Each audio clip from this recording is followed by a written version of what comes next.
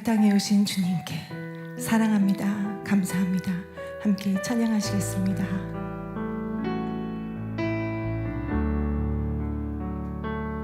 사랑합니다. 감사합니다. 사랑합니다. 감사합니다. 나를 사랑하신 주님의 그 큰 사랑. 나를 사랑하신 주님의 그 큰 사랑.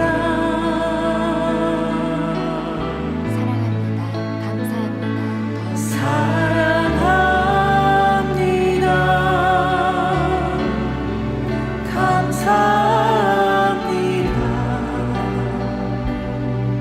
더욱 사랑하신 주 그분의 나를 사랑하신 주 그분의 그 사랑. 다시 한번 고백드립니다. 사랑합니다. 사랑합니다. 감사합니다. 감사합니다.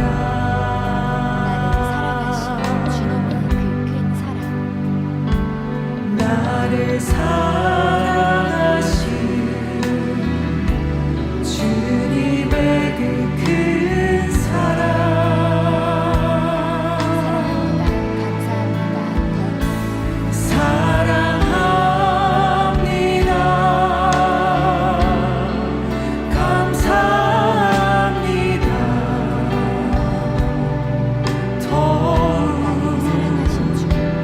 나를 사랑하신 주 그분의 그 사랑. 날 계속하신 주께서 날 계속하신 주께서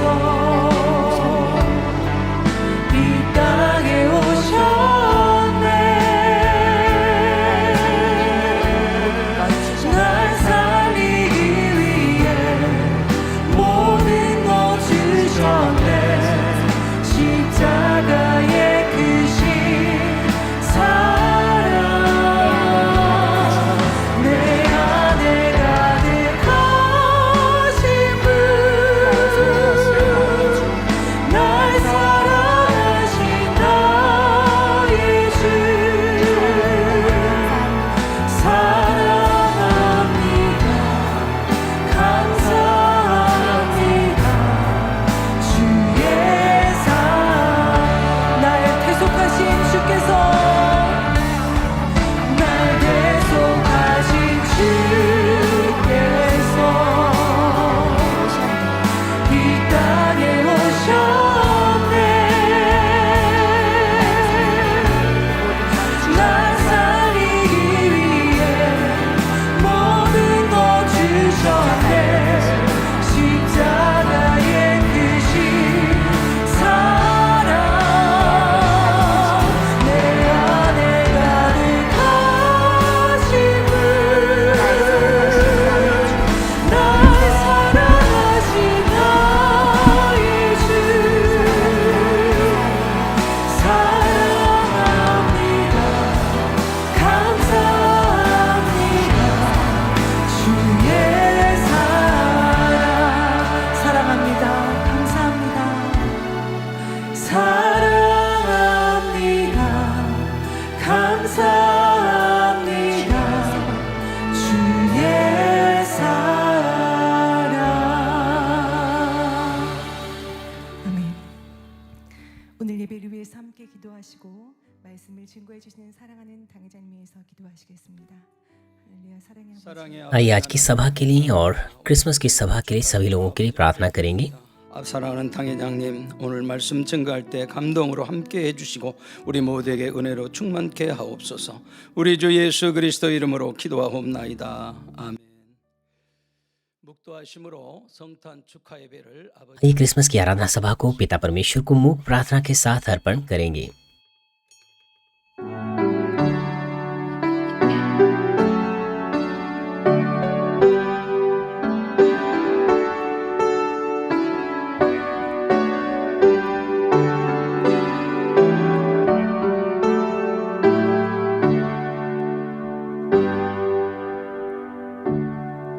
지극히 높은 곳에서는 하나님께 영광이요 आकाश में परमेश्वर की महिमा हो और पृथ्वी पर 사람들 중에 평화로다 सभी मनुष्यों में जिनसे वह प्रसन्न है शांति हो। आमीन। आइए सभी लोग साथ मिलकर स्तुति करेंगे।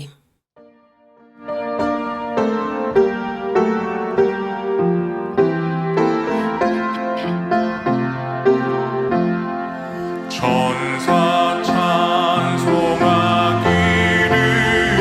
거룩하신 구주께 영광 돌려보내세 구주원을 나셨네 크고 작은 나라들 기뻐하나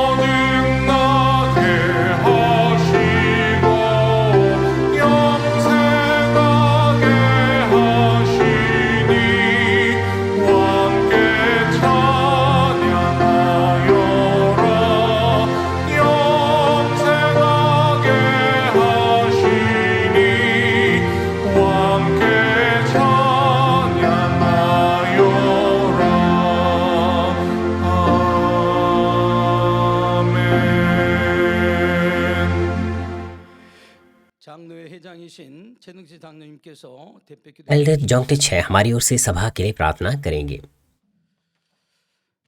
사랑의 좋으신 아버지 하나님, हमारे प्रिय पिता परमेश्वर, 오시고 낮고 낮은 이 땅에 오시어 हम आपको धन्यवाद देते हैं हमारे यीशु मसीह को 시켜 주신 हमारे उद्धारकर्ता को भेजने के लिए।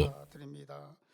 아버지 하나님, 오늘은 참으로 उसने तमाम स्वर्गीय महिमा को 주님의 त्याग दिया और 하는 हमारी आत्मा को बचाने के लिए वो इस धरती पर आया। 성과 뜻을 다한 और 찬양과 경배로 अब 영광을 हम 올려드립니다. 지금 क्रिसमस को 곳에서는 मना रहे हैं हमारे प्रभु यीशु मसीह के जन्मदिन को, और अपने संपूर्ण हृदय से हम इस आराधना को आपको अर्पण करते हैं। जिस तरह से आयत कहती हैं कि आकाश में परमेश्वर की महिमा हो और धरती पर उन सभी मनुष्यों में जिनसे वह प्रसन्न है शांति हो। 뜻깊은 성탄절은 우리 주 예수 그리스도의 사랑과 은혜였습니다. 주님의 탄생을 마음 깊이 새기며 행복한 विश्वास की चट्टान पर खड़े होने के लिए दौड़ रहे हैं। 소식을 수많은 영혼들에게 전하는 कृपया हम 복들이 되게 하옵소서. इस खुशी भरे सुसमाचार को संसार भर में फैला सकें। 2024년 올 한 해도 성결의 복음과 은사 집회를 통하여 और हम धन्यवाद देते हैं हमारे सीनियर पास्टर को, जिन्होंने सफलतापूर्वक ईश्वरीय चंगाई सभाओं को किया है।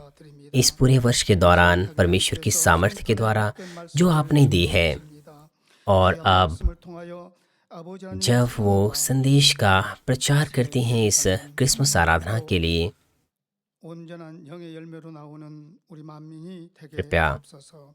사회 보시는 조혁기 목사님 성령의 감동함으로 संदेश को अपने हृदय में रख सकें, 특송 연주를 통하여 아버지 하나님께는 ताकि 영광이요 우리 आत्मिक 성도들에게는 जन्म बन 성탄의 सके। 기쁨과 감동이 되게 और 하옵소서. कृपया 전국과 전 세계 지교회와 지성전의 성도님들 हम पवित्र आत्मा की भरपूरी को आनंद के साथ महसूस कर सकें। 감동함으로 축복하여 주옵소서. 이 시간 헌신하고 봉사하는 귀하고 복된 성도님들을 कृपया 위해 가사 하늘나라에 सभी लोगों को स्मरण रखें जो इस सभा में मदद कर रहे हैं। 주옵소서. 감사드리며 우리를 구원하신 कृपया उन्हें स्वर्गीय प्रतिफल दीजिए और इस धरती पर आशीष दीजिए। आपका धन्यवाद प्रभु यीशु मसीह के नाम से मैं प्रार्थना करता हूँ, आमीन।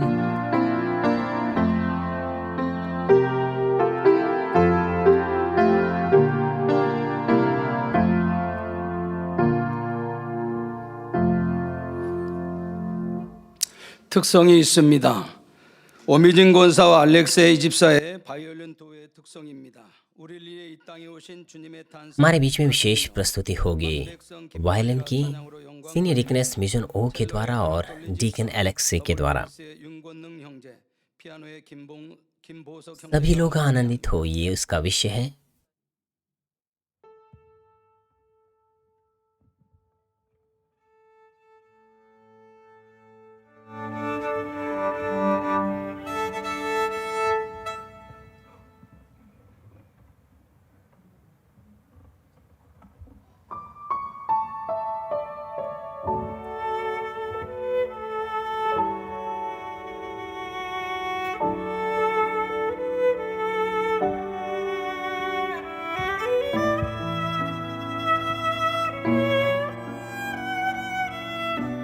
शांत रात, वो पवित्र रात,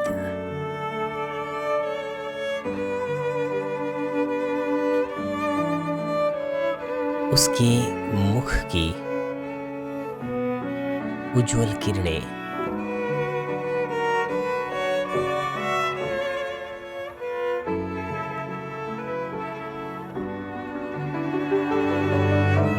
छुटकारे के अनुग्रह के भूर के साथ यीशु प्रभु तेरे जन्म पर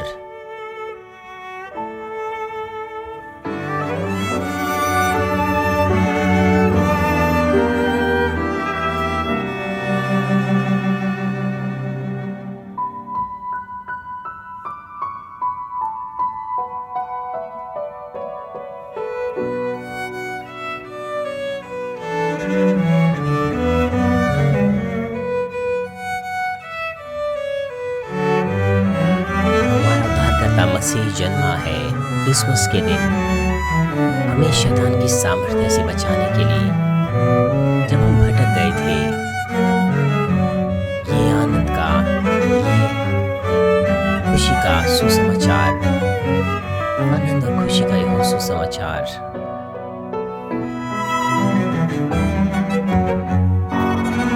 हमारे स्वर्गीय पिता परमेश्वर की ओर से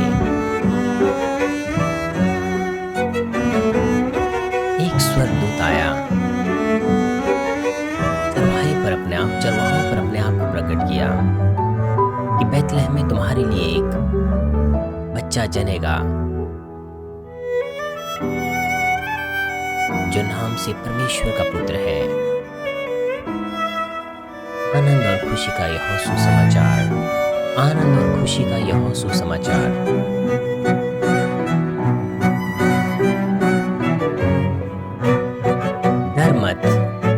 स्वर्गदूत ने कहा, किसी बात से ना डर, आज उद्धारकर्ता जन्मा है। जो उस पर विश्वास करेगी वो नहीं करेगा शैतान की सामर्थ्य से और मदद से।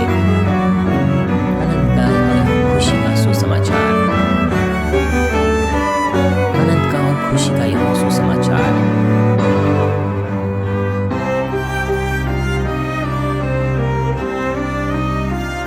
निराश न हो किसी बात से।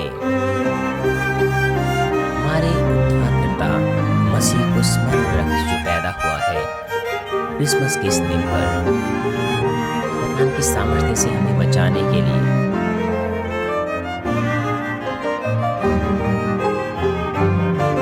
आनंद का, आराम का यह सुसमाचार,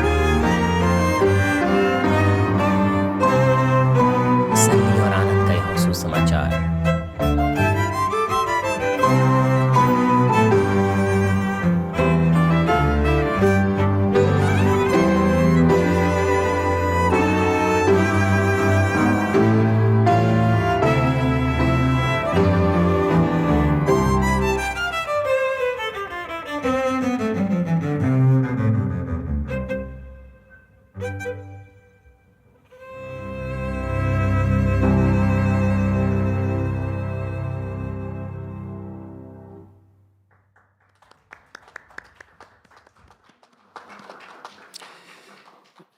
은혜 받으실 하나님의 말씀은 사도행전 4장 12절입니다.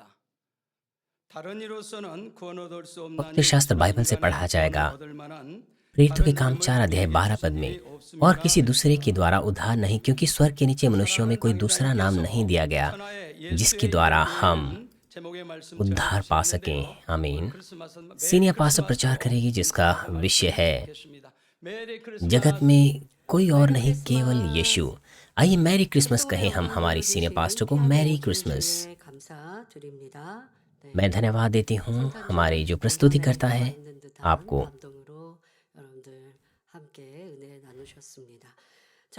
मैं उनकी प्रस्तुतियों से काफ़ी प्रभावित हुई हूँ। मैं बहुत अधिक प्रभावित हूँ उनकी क्रिसमस की इन प्रस्तुतियों के द्वारा।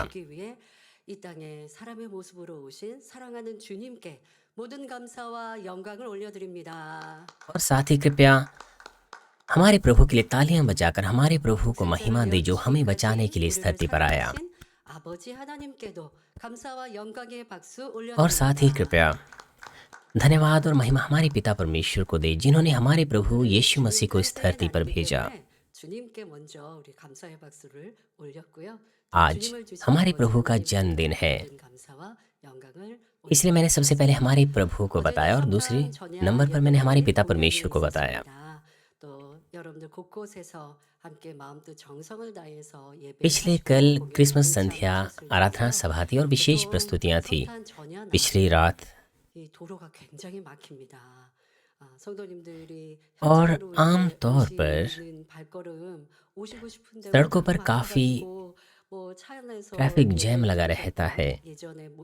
क्रिसमस की संध्या में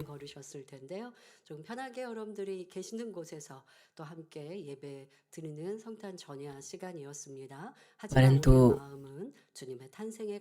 पिछले कल मेरा ऐसा मानना है कि आपने क्रिसमस संध्या आराधना को अपने घर पर मनाया होगा, उसका आनंद अपने घर पर लिया होगा। कुछ विश्वास ये कह रहे थे कि संसार के लोग खाने पीने में बहुत व्यस्त थे, खेलने में बहुत व्यस्त थे,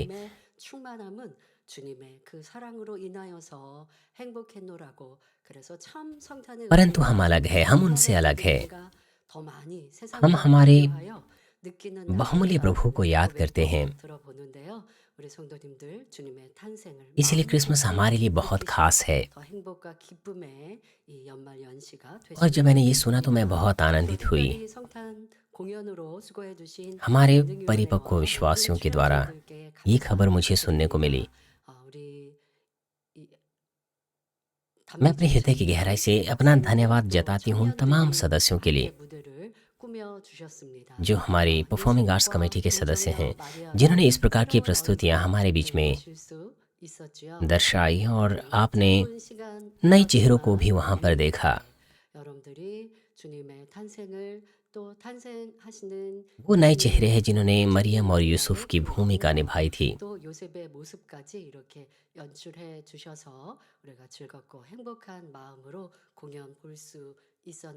उन्होंने सचमुच मरियम और मरियम और यूसुफ के हृदयों को दर्शाने की कोशिश की थी अपनी प्रस्तुतियों के द्वारा। मैं सचमुच अपने हृदय की गहराई से उन्हें धन्यवाद देती हूँ। 사랑하는 성도 여러분, 지극히 높은 곳에서는 하나님께 영광이요 땅에서는 기뻐하심을 입은 사람들 중에 평화로다. आकाश में परमेश्वर की महिमा और पृथ्वी पर उन मनुष्यों में जिनसे वह प्रसन्न है शांति हो। आज सचमुच आनंद और खुशी का दिन है। करीबन 2000 वर्ष पहले परमेश्वर के पुत्र यीशु का जन्म बेतलहम में हुआ था ताकि वे मनुष्य जाति को पाप से बचा सके और हमें अनंत जीवन प्रदान कर सकें। 예수님의 탄생에 대한 예언은 창세기를 비롯하여 구약 성경 곳곳에 나오는데 이 예언은 पुराने नियम से लेकर जिसमें उत्पत्ति भी पाई जाती है, पुराने नियम से लेकर 더욱이 주 예수님의 탄생은 हमारे प्रभु यीशु मसीह के जन्म की भविष्यवाणियां पाई जाती हैं। 사실입니다. 인류 역사는 AD와 और यीशु का जन्म पूरे इतिहास में साफ रूप से प्रमाणित है। मनुष्यों का इतिहास एडी और बीसी पर आधारित है। हमारे प्रभु यीशु के जन्मदिन के आधार पर अर्थात यीशु के जन्म से पहले बीसी और एडी जो यीशु के जन्म के बाद है। 주를 나타내는 AD는 बीसी यीशु के जन्म से पहले के इतिहास को दर्शाता है जो कि बिफोर क्राइस्ट होता है, और एडी एनो डोमिनाई अर्थात यीशु के जन्म के बाद, ये यीशु के जन्म के बाद के इतिहास को दर्शाता है। मनुष्य के ज्ञान से इस बात को नहीं समझा जा सकता कि परमेश्वर मनुष्य देह में होकर के आया, लेकिन ये अपने आप में एक तथ्य है और यह इतिहास के द्वारा प्रमाणित है।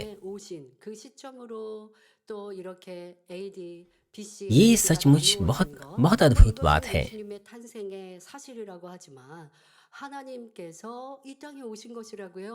हमारे यीशु के जन्म के आधार पर, हमारे प्रभु यीशु मसीह के जन्म के आधार पर इस तरह से ये समय बंटा हुआ है। 하나님이 분리되어지신 삼위일체 하나 중 성자 예수님께서 이 땅에 오셨는데 그것은 다른 표현으로 하나님께서 바로 우리의 사람의 몸을 입고 मनुष्य के इतिहास में पिता परमेश्वर का महान प्रावधान पहले से पाया जाता है। 예수님께서 이 땅에 오셨다는 것은 परमेश्वर मनुष्य के रूप में इस धरती पर आया। 그런데 여기에는 더욱 놀라운 사실이 있습니다. लेकिन यहाँ पर और भी अधिक आश्चर्यजनक बात यह है कि यीशु यद्यपि वो परमेश्वर का इकलौता पुत्र था, लेकिन वो सामर्थ्य और महिमा में इस धरती पर नहीं आया। उसका जन्म एक साधारण अस्तबल में हुआ और उसे चरनी में लेटाया गया और उसने गरीबी का जीवन जिया। यह सब हमारे दुखों को और हमें मुक्ति प्रदान करने के लिए था। वही परमेश्वर का महान रहस्यात्मक प्रावधान है। परमेश्वर ने अपने स्वरूप में मनुष्य जाति का निर्माण किया था, मनुष्य को रचा था। 누구랑 닮으셨다고요? 우리의 창조주 하나님께서 आप किसके सदृश है? आप किसके सदृश है? आप पिता परमेश्वर के सदृश है, क्योंकि पिता परमेश्वर ने हमें रचा है अपने स्वरूप के अनुसार। 이 눈코입 이 형상만 닮은 것이 아니라 하나님께서는 첫사람 아담을 만드시고 그는 아직 लेकिन पिता परमेश्वर का कहने का मतलब सिर्फ ये नहीं कि हम केवल पिता परमेश्वर की छवि में हैं, बल्कि वो हमारे हृदयों को पिता परमेश्वर के हृदय से भर देना चाहते हैं, जैसे कि सत्य है। हमें आत्मिक चीजों के बारे में, सत्य के बारे में सिखाया जाता है, आत्मिक ज्ञान के बारे में। और आदम जो पहला मनुष्य था,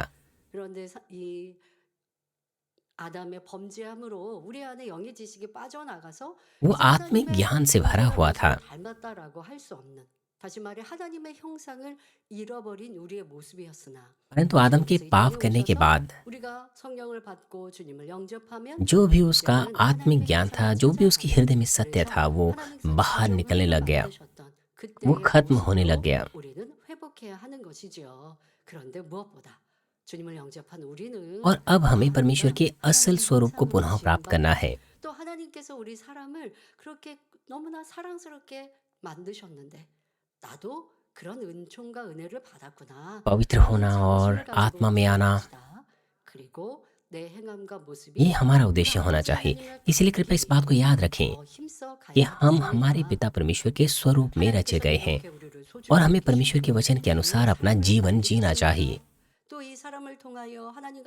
इस प्रकार से पिता परमेश्वर ने हमें अपने हृदय के अनुसार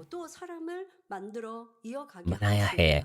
그런데 첫사람 아담이 하나님의 말씀을 어기고 선악과를 따먹음으로 사람의 주인인 영이 इसलिए कृपया आप 죽음을 कल्पना 얻게 कीजिए, 되고 आप 사람의 कल्पना कीजिए 주인인 영은 कि पिता 하나님과 परमेश्वर को कितना 교통하는 बुरा 그래서 लगा 사람의 होगा, 주인의 역할이 पिता 있는 परमेश्वर को 거죠. कैसा महसूस हुआ 그런데 होगा 영이 जब आदम ने 죽고 나니 अनाज्ञाकारिता की और 그다음엔 पाप किया। 어떻게 됐느냐? 하나님과 교통할 수 없는, 다시 말해 혼의 지배를 받는 혼의 사람이 되어버렸습니다. 자, 그런데 문제는 뭐라고요? 이 혼을 주관하는 것은 원수마귀 사단이라는 것이죠. और आदम के पाप करने के बाद जो मनुष्य जाति थी वो बुराई और शैतान के नियंत्रण में चली गई 서로 교감을 하는데 और हमारा परमेश्वर से संवाद खत्म हो गया। 교만한 사람에게는 혼, 다시 말해 쉽게 이해하면 우리의 생각, 이것이 나의 주인이 된 사람은 이 혼을 사단이 क्योंकि अब मनुष्य के पास पिता परमेश्वर से संवाद करने के लिए कोई भी आत्मिक डोर नहीं थी। 간다는 हम 것입니다. अंधकार के नियंत्रण में चले गए थे, मनुष्य जाति अंधकार के नियंत्रण में चली गई थी। और रोमियो 6 अध्याय 16 पद में लिखा है, क्या तुम नहीं जानते कि जिसकी आज्ञा मानने के लिए तुम अपने आप को दासों की नाई सौंप देते हो उसी के दास हो। 하나님께 속한 자가 아니라 원수마귀에 속한 자가 되고 말았습니다. शत्रु दुष्ट की आज्ञा मानने के द्वारा 원수마귀의 लोग अब परमेश्वर के नहीं बल्कि शत्रु दुष्ट के हो गए। 하나님을 경외하는 इस तरह से लोग दुष्ट पिशाच के दास बन गए। उन्होंने परमेश्वर के स्वरूप को खो दिया और वे अपने कर्तव्य को नहीं निभा पाए। 짐승과 다른 इसीलिए यीशु का जन्म 구원해 주시기 위해 एक गरीबी के स्थान पर हुआ 하신 것입니다. और उसे चरनी में रखा गया जिसमें जानवरों का भोजन रखा जाता है। कृपया सोचिए आप इस बारे में। 부모는요 가장 좋은 것을 준비해 줍니다. 아무리 초가삼간에 사는 가난한 부모라 할지라도 लगभग इस धरती पर सभी माता पिता अपने बच्चे के पैदा होने से पहले सबसे अच्छी तैयारी करते हैं। नए बच्चे के आने की खुशी में या फिर नए बच्चे के आने के लिए वो सबसे बेहतर तैयारी करते हैं। चाहे माता पिता गरीब ही क्यों ना हो, मगर वो कोशिश करते हैं कि उनके बच्चे को वो सबसे अच्छी चीज़ें दे सके, सबसे अच्छी तैयारी कर सकें। वो गर्म कंबल तैयार करेंगे, गर्म कपड़ों को, रुई वाले कपड़ों को तैयार करेंगे। वो कमरा गर्म बनाएंगे नई जन्मे बच्चे के लिए।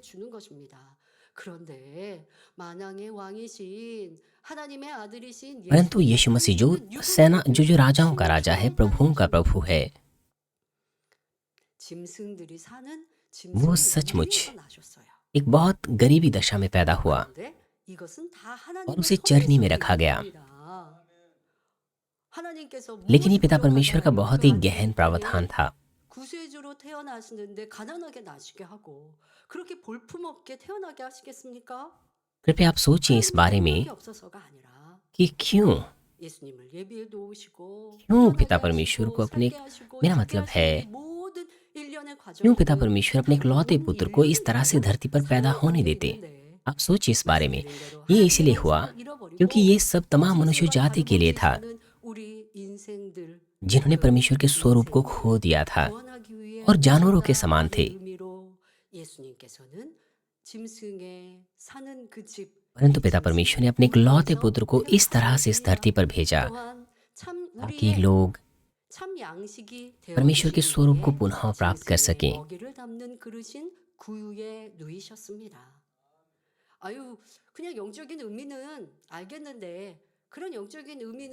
इसलिए आप बहुत अच्छे से जानते हैं, आप पहले से ही जानते हैं कि क्यों हमारे प्रभु यीशु मसीह ने चरनी में जन्म लिया, एक अस्तबल में। क्यों उसने गौशाला में जन्म लिया, क्यों उसे चरनी में रखा गया? और उसे चरनी में रखा गया ताकि मनुष्य जाति के लिए वो सच्चा भोजन बन सके।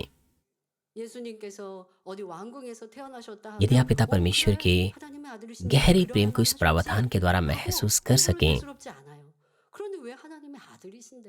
우리의 구세주이신데 훗날 우리가 주님을 만나면 그 영화로움에 머리를 조아릴 수밖에 없는데 왜 तो आप इसे अपने हृदय में रखेंगे। 모양으로 오시는 이유도 알겠는데 왜 그렇게 가난하게 나셔야 했고 왜 그렇게 육으로 볼 때는 불행한 것처럼 나셔야 했을까라고 하는 것 आप हर क्रिसमस में इसे सुनते हैं। 우리는 잊지 않아야 합니다. 자, 그런데 영적으로는 राजाओं का राजा, प्रभुओं का प्रभु, वो गौशाला में पैदा हो, उसे चरनी में रखा गया जिसमें जानवरों का भोजन रखा जाता है। आप महसूस करेंगे कि और भी अधिक प्रेम आपके हृदय में आएगा।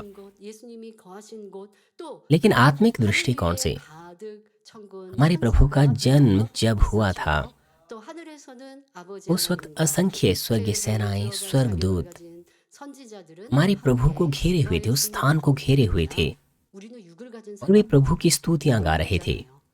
육으로는 심히 낮게 천하게 태어나신 예수님이셨습니다. 구유라고 하는 건 हालांकि शारीरिक दृष्टिकोण से हमारा प्रभु बहुत ही गरीबी की दशा में पैदा हुआ, 통 그것을 우리가 구유라고 하는데요. 이 영적인 의미는 और उसे चरनी में रखा गया। 주신다라는 것입니다. 요한복음 6장 51절부터 55절에 나는 और इस तरह से हमारा प्रभु यीशु वो हमारे लिए सच्चा भोजन बन गया। वो कहता है यूहन्ना 6 अध्याय 51 से 55 पद तक, जीवन की रोटी मैं हूँ, स्वर्ग से उतरी मैं हूँ। यदि कोई इस रोटी में से खाए तो सर्वदा जीवित रहेगा, और जो रोटी मैं जगत के जीवन के लिए दूंगा वह मेरा मांस है। 또한 예수님께서는 우리의 가난을 대속해 주시기 위해 만왕의 왕이요 만주의 주가 इससे भी बढ़कर यीशु जो राजाओं का राजा था, प्रभु का प्रभु था, हमारी गरीबी से हमें मुक्ति देने के लिए वो गरीबी की दशा में उसने जीवन जिया और अंत में उसने अपने आप को क्रूस पर बलिदान करने के द्वारा तमाम मनुष्य जाति के लिए प्रायश्चित का बलिदान बन गया और उसने अपना बहुमूल्य लहू बहाया। और उसके बाद पवित्र आत्मा के दान के द्वारा उसने परमेश्वर की संतान को अपनी सामर्थ्य दी। आप आज के इस दिन पर हमारे प्रभु के, हमारे उद्धारकर्ता के जन्मदिन को मनाने के लिए किस प्रकार के हृदय से आज आप इस आराधना स्थल पर आए हैं। जिस तरह से मंजूसियों ने सोना, लोबान और गंधरस उपहार के रूप में अर्पण किया, वैसे ही आप भी अपने संपूर्ण हृदय, मन, जीवन से अपने सबसे बहुमूल्य उपहार को परमेश्वर को अर्पण करें। और वो उपहार क्या है? वो है हमारे प्रभु के सदृश बनना। इसीलिए आज के संदेश के माध्यम से आइए हम और भी और अधिक उत्साह के साथ अभ्यास करें कि हम हमारे प्रभु के सदृश बन सकें। प्यारे भाइयों और बहनों, आज के पाठ प्रेरितों के काम 4 अध्याय 12 पद में हम देख सकते हैं कि याकूब और पतरस महायाजकों के सामने और प्राचीनों के सामने जोश के साथ सुसमाचार का प्रचार कर रहे हैं। लिखा है किसी दूसरे के द्वारा उद्धार नहीं, क्योंकि स्वर्ग के नीचे मनुष्यों में और कोई दूसरा नाम नहीं दिया गया जिसके द्वारा हम उद्धार पा सकें। ये लिखा है, यहाँ पर लिखा है कि स्वर्ग के नीचे केवल एक ही नाम है जिसके द्वारा मनुष्य जाति उद्धार प्राप्त कर सकते हैं, और वो है प्रभु यीशु। तो फिर यीशु के नाम पर किस तरह का आत्मिक अर्थ पाया गया है जो हमें उद्धार देता है। मैं प्रभु के नाम से प्रार्थना करती हूँ कि आप सभी लोग पूर्णतः सच्ची शांति और आशीषें हमारे प्रभु में पा सके इसके अर्थ को जानने के द्वारा। सबसे पहले यह तथ्य कि यीशु का नाम, उसमें केवल हाँ और आमीन पाया जाता है। यीशु के नाम में केवल हाँ और आमीन पाया जाता है। यीशु परमेश्वर के स्वरूप में था, वो परमेश्वर के साथ एक था, परंतु उसने अपने आप को नम्र किया और दास का रूप ले लिया। वो मनुष्य के रूप में पैदा हुआ, मनुष्य के रूप में आया। एक दास की अपनी कोई इच्छा नहीं होती, वो केवल अपने स्वामी के हृदय के अनुसार काम करता है। ये एक दास का काम होता है कि वो करें जो कुछ उसका स्वामी चाहता है, चाहे यह उसके हृदय के अनुसार हो या ना हो, चाहे वह उसकी भावनाओं के अनुसार हो या ना हो, फिर भी वो अपने स्वामी के हृदय के अनुसार चलता है। हमारा प्रभु दास बना और उसने पिता परमेश्वर की इच्छा का पालन किया।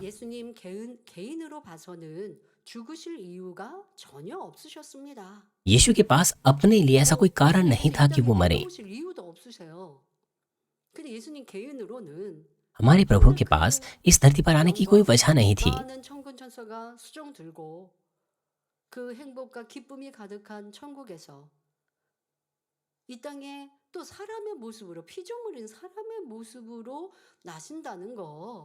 क्योंकि स्वर्ग में उसका अधिकार बहुत ऊंचा था, वो अपने आप में स्वर्ग में सबसे ऊंचा अधिकार रखता है। 이 땅에 오셨고 यीशु हमारा प्रभु, उसके पास कोई कारण नहीं था कि वो मनुष्य बने और इस धरती पर आए, पर क्योंकि उसने परमेश्वर की इच्छा का पालन किया, वो मृत्यु तक आज्ञाकारी रहा और इसके द्वारा वो पूरी तरह से मनुष्यों के छुटकारे के प्रावधान को पूरा कर पाया। तो फिर पिता परमेश्वर ने यीशु को किस तरह से ऊंचा बनाया, जिसने परमेश्वर की इच्छा का पालन केवल हाँ और आमीन के साथ किया। फिलिपियों 2 अध्याय 9 से 11 पद में लिखा है, इस कारण परमेश्वर ने उसे अति महान भी किया और उसको वह नाम दिया जो सब नामों में श्रेष्ठ है, कि जो स्वर्ग में और पृथ्वी पर और जो पृथ्वी के नीचे है वे सब यीशु के नाम पर घुटने टेके और परमेश्वर पिता की महिमा के लिए हर एक जीव अंगीकार कर ले कि यीशु मसीह ही प्रभु है। 여러분, 예수님께서 하나님의 아들이신데 하나님께서 그렇게 인간 경작을 위해 यीशु मसीह परमेश्वर का पुत्र है। 시기에 적적하셔서 참자녀를 얻기까지 필요에 따라 아니면 꼭 구세주의 사명이 아닌 뭐 성자 예수님으로 분리하셨다. यीशु मसीह परमेश्वर का पुत्र है, वो अपने आप में परमेश्वर है। 사명이 아닌 그 분리되신 분으로 성자 पिता परमेश्वर ने अपने आप को 예수님이 계셨어요. 3 अस्तित्वों में विभाजित किया, परमेश्वर पिता, परमेश्वर पुत्र और परमेश्वर पवित्र आत्मा। 그 일을 이루시고 천상에서 계속 그렇게 행하셨어요. और पिता परमेश्वर ने लंबे समय तक मनुष्य जुताई की योजना बनाई, 그냥 하늘에만 계셨어요.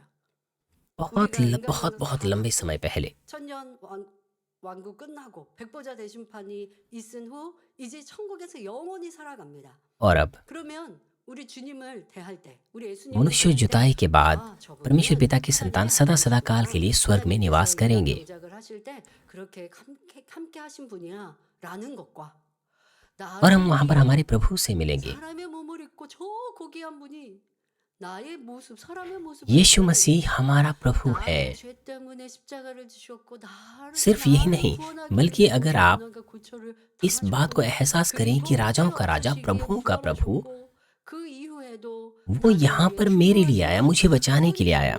여러분 그 감동은 다른 거거든요. और उसके बाद उसने मृत्यु ले ली, वो क्रूस पर चढ़ाया गया। 주님께서도 그 영화로움과 영광은 구세주로 이 अगर आप इस तरह से इसे महसूस करेंगे तो आप रोने के अलावा कुछ नहीं कर पाएंगे। आप आंसू बहाने के अलावा कुछ नहीं कर पाएंगे, बल्कि आप आंसू बहाएंगे, प्रभावित होंगे जब आप स्वर्ग में हमारे प्रभु को इस तरह की भावनाओं के साथ देखेंगे। 큰 일이지 않습니까? 저만 하더라도 그렇습니다. 제가 교육자 회장으로서나 이렇게 교회 안에 설교 यहाँ तक कि पिता ने हमें आशीष दी है कि हम यीशु मसीह के नाम से सब कुछ कर सकते हैं। 해왔던 시간들이 있습니다.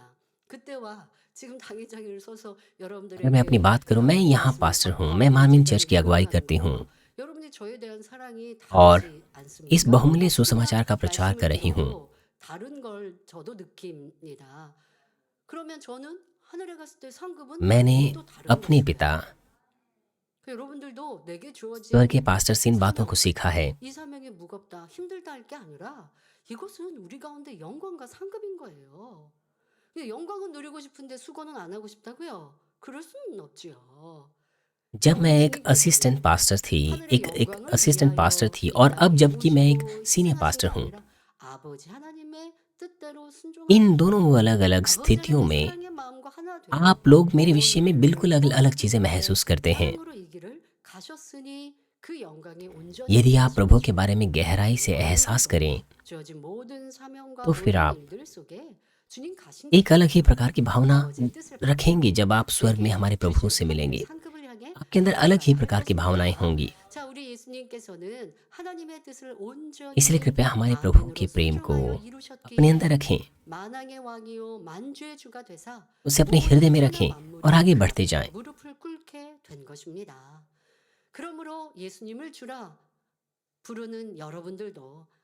क्योंकि यीशु ने पूरी तरह से आज्ञा पालन किया और आमीन के साथ परमेश्वर की इच्छा का पालन किया, इसलिए वो राजाओं का राजा बन गया और प्रभुओं का प्रभु बन गया और संसार की तमाम चीजें उसके आगे घुटने टेकती हैं। इसलिए मुझे आशा है कि आप स्वर्ग और धरती पर आदर पाएं और प्रभु से महिमा प्राप्त करें, केवल हाँ और आमीन के साथ सत्य पर चलते हुए और परमेश्वर की इच्छा का पालन करते हुए, चाहे वो आपकी सुविधा के अनुसार हो या ना हो।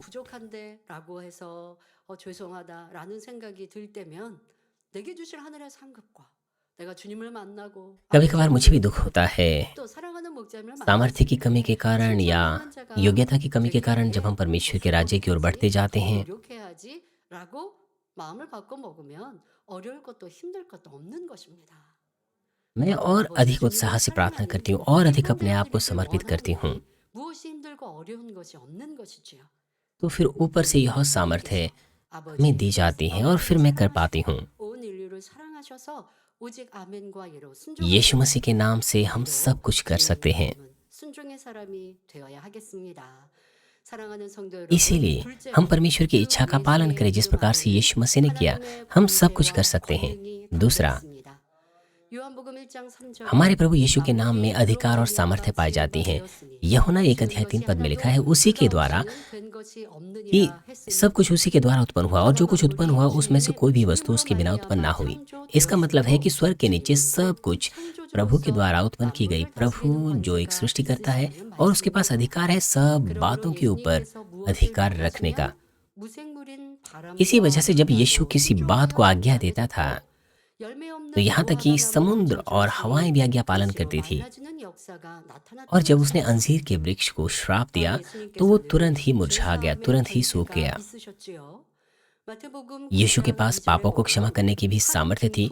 मत्ती 9 अध्याय में हम देखते हैं कि जब एक लकवाग्रस्त व्यक्ति यीशु के पास आया और उसने कहा कि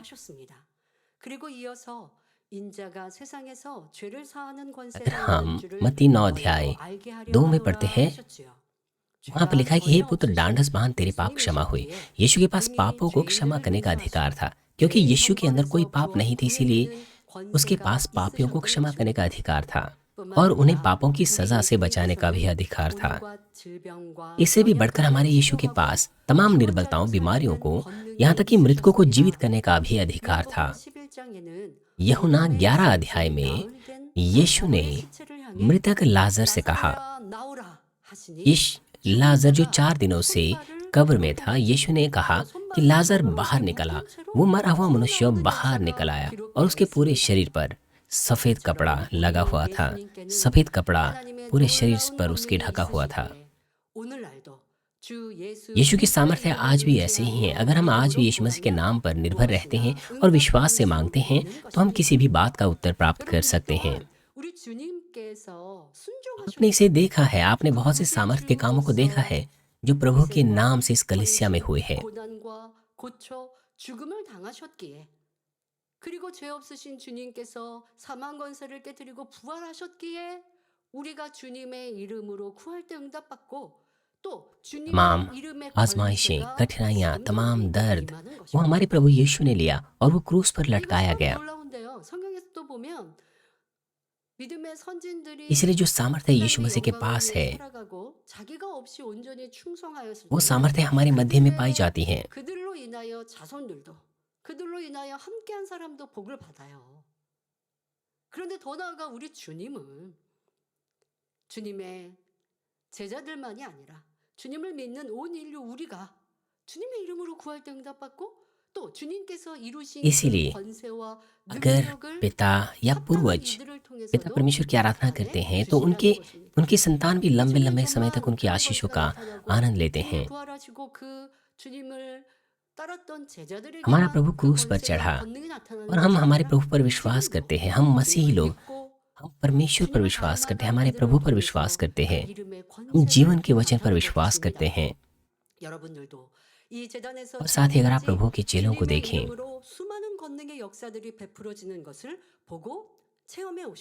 हमारे प्रभु के स्वर्गारोहण के बाद उन्होंने परमेश्वर की सामर्थ्य को प्रकट किया और अब इस कलीसिया के द्वारा भी बहुत से चमत्कार प्रकट किए गए हैं, प्रकट किए जाते हैं।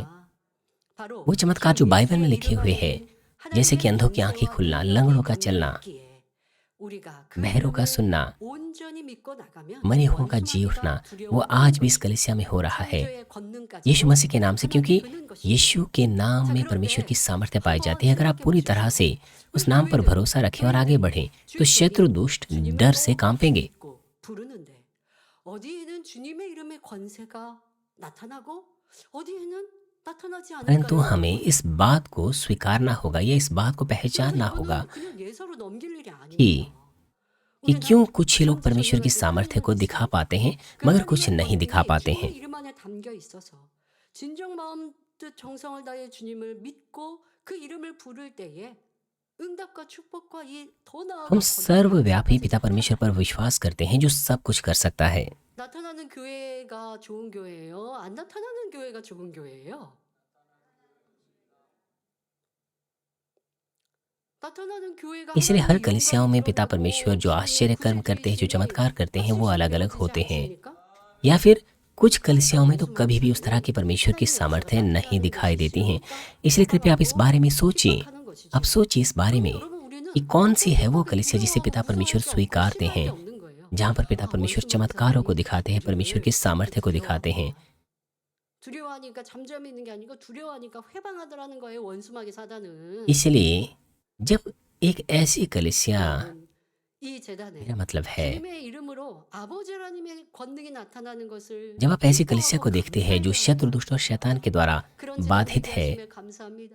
2000년 전에 주님의 그 이름이 주님의 역사가 वहाँ परमेश्वर का 지금도 सामर्थ्य 하나님 नहीं 가운데 होता। 임하시니 감사합니다. लेकिन जब आप हमारी कलीसिया में देखते हैं, यहाँ परमेश्वर की सामर्थ्य भरी पड़ी है। इसलिए शैतान हमारी कलीसिया से जलन रखता है। इसलिए हमें पिता परमेश्वर को और अधिक धन्यवाद देना है और अधिक आनंद के साथ। कृपया और भी मेहनत से प्रार्थना करें कि आने वाले वर्ष 2025 में परमेश्वर की ये सामर्थ्य कार्य और भी महानता से प्रकट हो और इसके द्वारा यीशु मसीह का नाम और भी दुनिया में महिमा मंडित होने पाए। 사랑하는 성도 여러분, 마지막 세 번째로 मसीह में प्रिय भाई 주 बहनों, 예수의 तीसरा और 이름에 अंतिम 하나님의 사랑이 담겨 있습니다. 우리 अर्थ जो यीशु के नाम में पाया जाता है वो है हमारे परमेश्वर का प्रेम।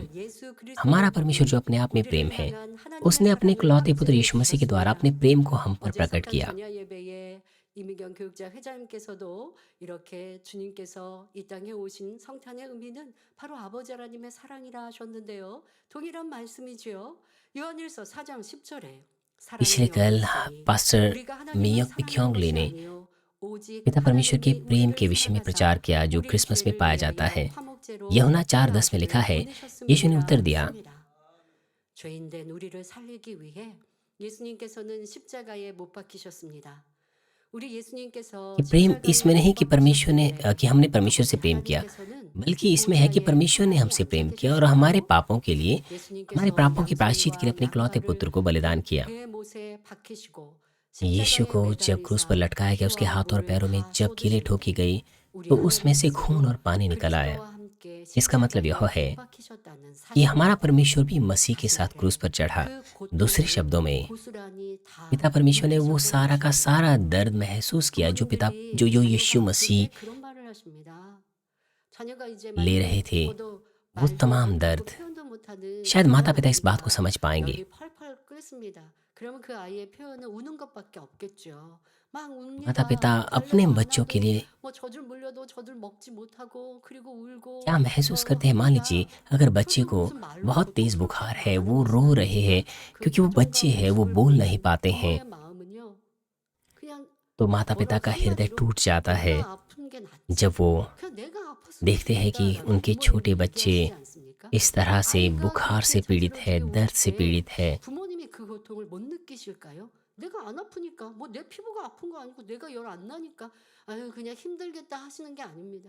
그 아이의 아픔을 고스란히 अगर माता पिता अपने बच्चे के इस प्रेम को महसूस ना कर सकें, इस प्रेम को महसूस ना कर सके, बच्चों के साथ सहानुभूति ना जता सकें, तो ये बहुत बड़ी समस्या है। लेकिन लगभग सभी माता पिता अपने बच्चों के लिए ऐसा महसूस करते हैं, वो अपने बच्चों के लिए अच्छा महसूस करते, इस दर्द को महसूस करते हैं। उसी प्रकार से हमारे पिता परमेश्वर ने यीशु मसीह के लिए भी क्रूस पर ऐसा ही महसूस किया। 그래도 그 순간 아버지 하나님도 애통하시고 마음 아파하시고 그런데 그때 우리 예수님은 어떠하셨을까요? 아버지 पिता परमेश्वर ने भी उस दर्द को महसूस किया जब हमारे प्रभु यीशु क्रूस पर लटकाए गए थे। 그걸 그냥 서로 느끼시는 거예요. 그러니 아버지 슬퍼하지 마옵소서. 내가 당한 고통은 온 인류를 구원한 구원의 섭리로 드러남이니 यद्यपि पिता परमेश्वर जानते भी थे कि मनुष्य के पुत्र के लिए मृत्यु आएगी और वह मृत्यु महिमा में बदल जाएगी, वो मृत्यु बहुत सी महिमा लाएगी, मगर फिर भी 사랑의 모습이십니까? 우리도 아버지 하나님께 그런 자녀들이 되어집시다. 여러분, 아버지 하나님께서 우리가 연단을 परंतु फिर 받을 भी 때 어떻게 생각하실까요? 더 큰 영광으로 우리의 더 세울 사람에 들어가는 지름길로 पिता परमेश्वर उस दर्द को महसूस कर रहे थे और हमारे प्रभु यीशु ने क्रूस पर से पिता परमेश्वर को तसल्ली दी कि कृपया आप मेरी चिंता ना करें, इस पीड़ा के बाद मैं पिता परमेश्वर को महिमा दूंगा। 아파하시고 또 열심히 충성하고 수고한 일을 보시면 기뻐하시고 힘을 주시고 용기를 주셨을 इस 터인데요. प्रकार से 지금도 그러한 पिता 마음으로 परमेश्वर 우리를 स्वर्ग में हमारे लिए भी ऐसा ही 그런 महसूस 아버지의 करते हैं। 마음과 사랑을 우리도 느낍시다. जब हम विश्वास के साथ आगे बढ़ते हैं तो वो आनंदित होते हैं, 더 멋지고 아름답게 나올 और जब हम असफल हो जाते हैं, 예수님께서 아버지의 마음을 알아 위로해 जब हम शारीरिक विचारों से या इस तरह की चीज़ों से पीड़ित हो जाते हैं, तो पिता परमेश्वर हमारे बारे में चिंतित होते हैं। 위에 아버지 하나님 인간 경작하시고 예수님을 내어 주셨잖아요. इसलिए यीशु मसीह के समान हम भी पिता परमेश्वर को तसल्ली दे सकते हैं कि पिता, मैं ठीक हूँ, मैं कर सकता हूँ। 십자가의 사랑으로 구원받은 우리는 이 땅의 삶을 사는 동안도 भले ही मैं कमज़ोर नजर आऊँ, 주님의 행복이 भले ही 되어질 असफल क्यों ना जान पड़ रहा हो, लेकिन मैं कर सकता हूँ, मैं फिर से खड़ा हो सकता हूँ। 우리를 사랑하셨다는 것, 그것은 그 아들의 목숨을 대속물로 주시기까지 사랑하신 것입니다. 말로만 사랑하신 게 아니라는 거예요. और ये बहुत महान प्रेम है 아들, 독생자 아들, कि पिता परमेश्वर ने अपने एक लौते 아들을 पुत्र को दे दिया 보내셨고, 그 आ들을 사람의 पापियों 모습으로 के लिए, 닦고 तमाम 자라는 पापियों के लिए इस 사람의 धरती 모습으로 पर 이 땅에 보내셨고, 그리고 결국 죽음의 자리까지 이르게 하신 것이 바로 저와 여러분을 향한 아버지 하나님의 사랑이십니다. 당신 자신이 아들과 더불어 십자가의 고난을 पिता परमेश्वर का 당하신 प्रेम 것, वो इतना बड़ा है, इतना ज्यादा है 주님의 십자가의 사랑은 아버지의 कि उसने अपने एक लौते पुत्र को दे दिया। 따라야 합니다. 성도 여러분, 그런데 कृपया पिता परमेश्वर के इस तरह के प्रेम को हम महसूस करें। और आज ऐसे बहुत सारे लोग हैं जो परमेश्वर के महान प्रेम को नहीं जानते हैं। इसलिए यद्यपि हम क्रिसमस मनाते हैं, लेकिन हम ऐसे बहुत सारे चर्च के सदस्यों को देखते हैं जो परमेश्वर के सामने आने के बजाय, परमेश्वर की महिमा और उसे धन्यवाद देने के बजाय, वो अपने खाने पीने में अपनी वासनाओं के पीछे चले जाते हैं। बल्कि हमें परमेश्वर के प्रेम पर भरोसा रखना चाहिए जिसने यीशु मसीह को भेजा, और हमें इस प्रेम को उन लोगों में भी फैलाना चाहिए जो इसके बारे में नहीं जानते हैं। जैसे कि यशायाह 53 अध्याय 5 पद में लिखा है, परंतु वह हमारे ही अपराधों के कारण घायल किया गया, वह हमारे अधर्म के कामों के हेतु कुचला गया, हमारी ही शांति के लिए उस पर ताड़ना पड़ी कि उसके कोड़े खाने से हम चंगे हो जाएं। उन्हें उस श्राप को, उन पीड़ाओं को ले लिया जो पाप की वजह से, हमारे अपराधों की वजह से थी, ताकि हम सच्चा आनंद और सच्ची शांति प्राप्त कर सकें। इस तरह से हम देख सकते हैं कि यीशु के नाम में पिता परमेश्वर का बहुत गहरा, बहुत चौड़ा प्रेम पाया जाता है। इसीलिए हमें एक ऐसा जीवन जीना चाहिए जिसके द्वारा हम जैसे न कैसे उस प्रेम को, उस अनुग्रह को वापस चुका सकें। प्रिय भाई और बहनों, हम जानते हैं कि क्रिसमस की आशीषें किस प्रकार की आशीषें हैं। मत्ती जैसे कि एक देश में लिखा है कि देखो तुम्हारे लिए एक उद्धारकर्ता जन्मेगा और उसका नाम इमैनुअल होगा, अर्थात परमेश्वर हमारे साथ है।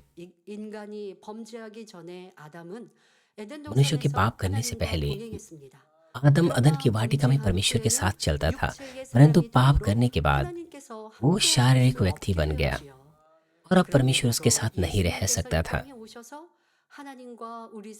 परंतु यीशु, वो इस धरती पर आया और वो हमारे और परमेश्वर के बीच में मध्यस्थता बन गया, और इस तरह से जो इमैनुअल की आशीष है वो हमने प्राप्त की, अर्थात परमेश्वर हमारे साथ है, हमने ये आशीष प्राप्त की। इसलिए अब हम पिता परमेश्वर से बातचीत कर सकते हैं हमारे प्रभु यीशु मसीह के द्वारा।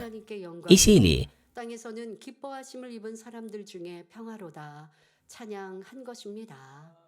또한 동방 박사들은 इसलिए जब यीशु का जन्म हुआ तो आत्मिक संसार में स्वर्गीय सेनाएं स्वर्गदूत यीशु के चारों ओर से घेरे हुए थे और परमेश्वर की महिमा कर रहे थे कि आकाश में परमेश्वर की महिमा और पृथ्वी पर तमाम मनुष्यों में जिनसे वह प्रसन्न है शांति हो।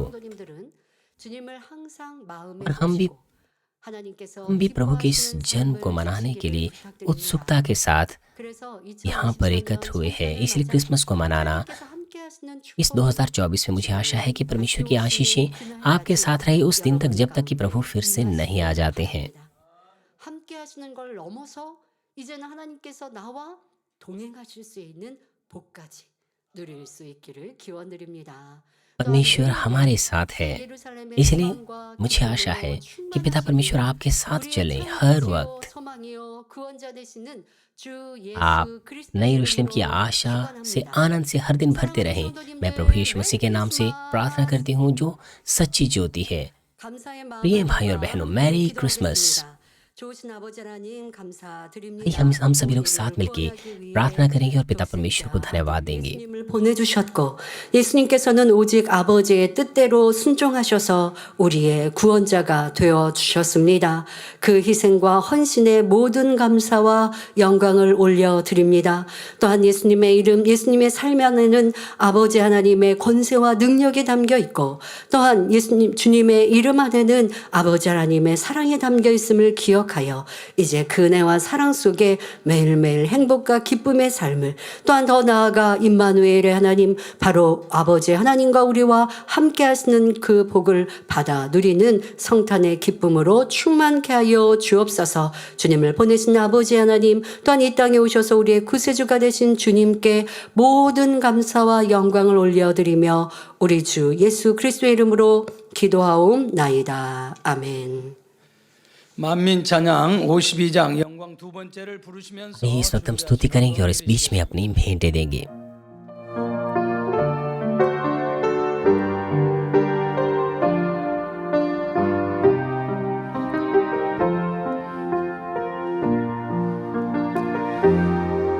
주님 다시는 주님 탄생하시는 아버지 하나님 사랑의 마음 우리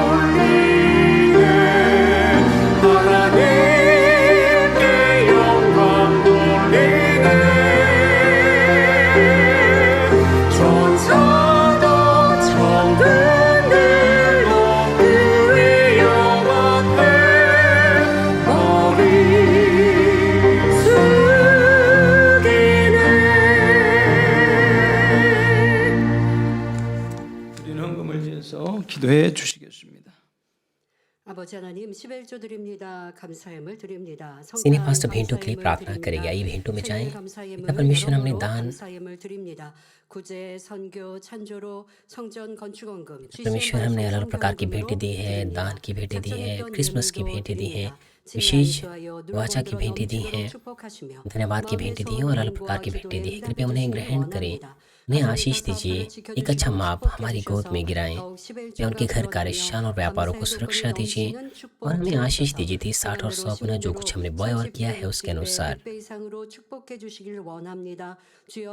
मेरे प्रभु यीशु मसीह के नाम से मैं प्रार्थना करती हूँ, आमीन। इस वक्त नए विश्वासियों का स्वागत किया जाएगा। जो नए विश्वासी हैं उनका स्वागत किया जाएगा। सीनियर पास्टर उनके लिए प्रार्थना करेंगे और हम सभी लोग उनका स्वागत करेंगे। 김은혜 성도님, 스영 집사님 인도한 이충일 성도님, 육오경 구역장님 인도한 학녀 성도님, 조복순 권사님 인도한 장홍빈 성도님.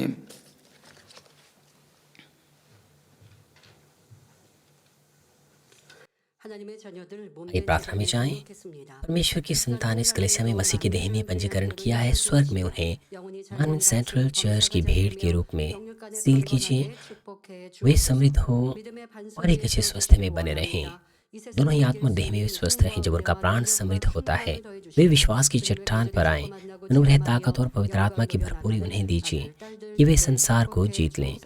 उन्हें आशीष दीजिए कि वे आपके पुत्र और पुत्री बनकर उभरें और वे ईमानदारी से आपको खोजें, अनुभव करें और आपको महिमा दें।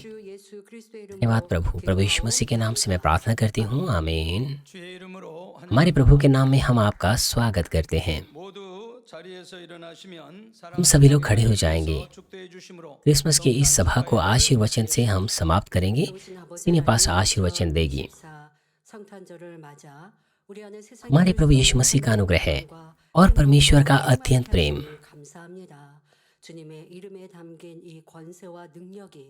आपका धन्यवाद हमें सच्ची शांति देने के लिए जो ये संसार हमें नहीं दे सकता था। मैं पिता परमेश्वर को महिमा देती हूँ जो हमेशा हमें सामर्थ्य देते हैं, शांति देते हैं। कृपया हमें आशीष दीजिए। अपने अनुग्रह से भरपूरी का जीवन हमें दीजिए।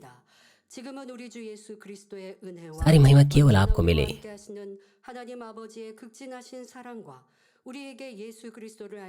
हमारे प्रभु यीशु मसीह का प्रेम और पवित्र आत्मा की भरपूरी, प्रेरणा और प्रभाव तमाम सभा के लोगों के साथ रहे, यहाँ पर तमाम भवनों में और परमेश्वर के संतान संसार भर में जो इस सभा में GCN और इंटरनेट के द्वारा शामिल है। आमीन।